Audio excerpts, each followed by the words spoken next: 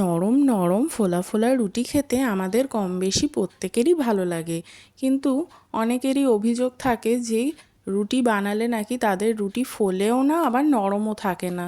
তো চলুন দেখে নিন আজকে আমি কিভাবে রুটিটা বানাচ্ছি আর কিভাবে রুটিগুলো নরম থাকে।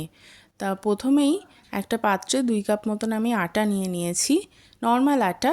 তার খানিকটা নুন দিয়ে আমি মিশিয়ে নিয়েছি প্রথমে শুকনো, তারপরে গরম জল দিয়ে একটা এই রকম ডো মেখে নিতে হবে। গরম জলটা আস্তে আস্তে মিশিয়ে মিশিয়ে ঠিক এমন একটা ডো মাখতে হবে, না খুব নরম না খুব শক্ত, এই রকম একটা মিডিয়াম ডো করে নেব।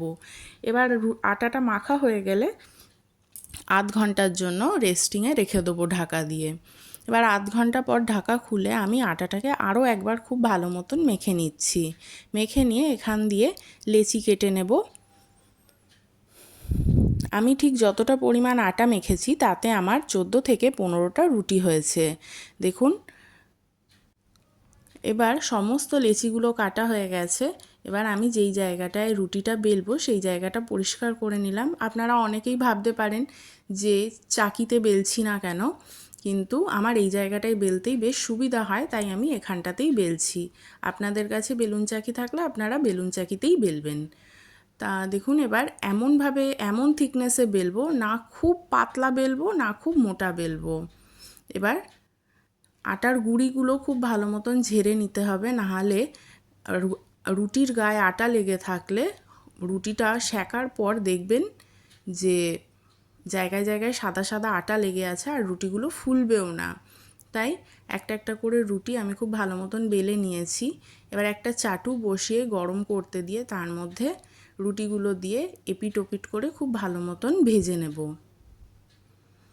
এমনভাবে ভাজবো যাতে রুটি পুড়েও না যায় আবার কাঁচাও না থাকে। খুব ভালো মতন ভাজতে হবে, খুব ভালোর দরকার নেই, আবার আধ কাঁচাও করবেন না, মানে মোটামুটি একটা দেখতেই পাচ্ছেন যে আমি কিভাবে ভাজলাম। এবার রুটিগুলো আগুনে ফেলে এরকমভাবে সেঁকে নেব।